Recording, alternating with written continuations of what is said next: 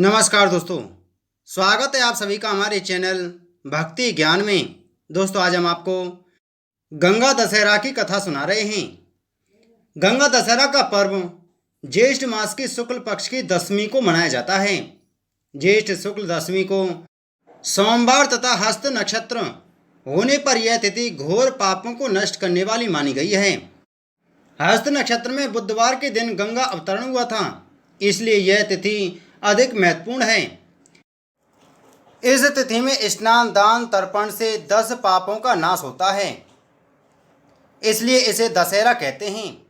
इस दिन गंगा में स्नान का विशेष महत्व होता है। गंगा स्नान से व्यक्ति के सारे पापों का नाश होता है। यह जल वर्ष भर रखने पर भी सड़ता नहीं है। कथा इस प्रकार है। प्राचीन काल में अयोध्या में सगर नाम के राजा राज्य करते थे। उनके केशनी तथा सुमति नाम के 2 रानियां थीं। केशनी से अंशुमान नामक पुत्र हुआ तथा सुमति के 60,000 पुत्र थे। एक बार राजा सगर ने अश्वमेघ यज्ञ किया।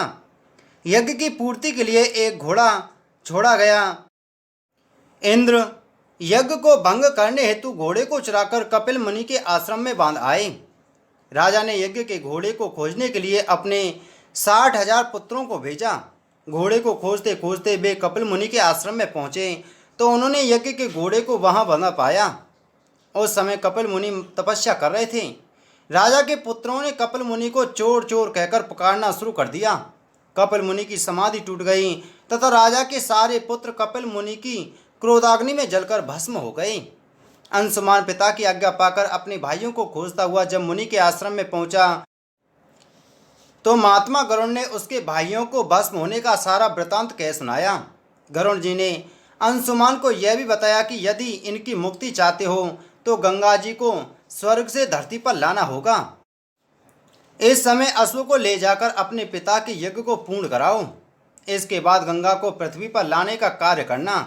अंशुमान ने घोड़े सहित यज्ञ मंडल में पहुंचकर राजा सगर से सब वृतांत कह सुनाया। महाराज सगर की मृत्यु के पश्चात अंशुमान ने गंगा जी को पृथ्वी पर लाने के लिए तप किया, परंतु वह असफल रहे। इसके बाद उनके पुत्र दिलीप ने भी तपस्या की, परंतु वह भी असफल रहे। अंत में दिलीप के पुत्र भागीरथ ने गंगा जी को पृथ्वी पर लाने के लिए गोकर्ण तीर्थ में जाकर कठोर तपस्या की। तपस्या करते करते कई वर्ष बीत गए। तब ब्रह्मा जी प्रसन्न हुए तथा गंगा जी को पृथ्वी लोक पर जाने के लिए वरदान दिया। अब समस्या यह थी कि ब्रह्मा जी के कमंडल से छूटने के बाद गंगा जी के बेग को पृथ्वी पर कौन संभालेगा। ब्रह्मा जी ने बताया कि भूलोक में भगवान शंकर के अतिरिक्त और किसी में यह शक्ति नहीं है जो गंगा के बेग को संभाल सके। इसलिए उचित यह है कि गंगा का बेग संभालने के लिए भगवान शिव से अनुग्रह किया जाए। महाराज भगीरथ एक अंगूठे पर खड़े होकर भगवान शंकर की आराधना करने लगे। उनकी कठोर तपस्या से प्रसन्न होकर शिवजी गंगा को अपनी जटाओं में संभालने के लिए तैयार हो गए। गंगा जी जब देवलोक से पृथ्वी की ओर बढ़ी तो शिवजी ने गंगा जी की धारा को अपनी जटाओं में समेट लिया।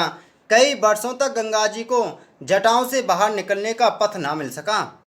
भागीरथ के पुनः अनुनय विनय करने पर शिवजी गंगा जी को अपनी जटाओं से मुक्त करने के लिए तैयार हुए। इस प्रकार शिव की जटाओं से छूटकर गंगा जी हिमालय की घाटियों में कल कल बिना करते मैदान की ओर बढ़ी। जिस रास्ते में गंगा जी जा रही थीं उस मार्ग में ऋषि जनहू का आश्रम था। तपस्या में विघ्न समझकर वे गंगा जी को पी गए। भागीरथ के प्रार्थना करने पर उन्हें पुनः जांग के रास्ते से निकाल दिया। तभी गंगा जी जनहू पुत्री या जानवी कहलाईं। इस प्रकार उनके अनेक स्थलों को पार करती हुई जानवी ने कपिल मुनि के आश्रम में पहुंचकर सगर के 60,000 पुत्रों के भस्म अश्वशेषों को तार कर मुक्त किया। उसी समय ब्रह्मा जी ने प्रकट होकर भागीरथ के कठिन तप तथा सागर के 60,000 पुत्रों को अमर होने का वर दिया तथा घोषणा किया कि तुम्हारे नाम पर गंगा जी का नाम भागीरथी होगा। अब तुम जाकर अयोध्या का राज संभालो। ऐसा कहकर ब्रह्मा जी अंतर्ध्यान हो गए। बोलो गंगा मैया की जय। दोस्तों, इसी प्रकार की वीडियो प्राप्त करने के लिए आप हमारे चैनल को सब्सक्राइब कर बगल में घंटी के बटन को जरूर दबाएं। जय श्री कृष्ण।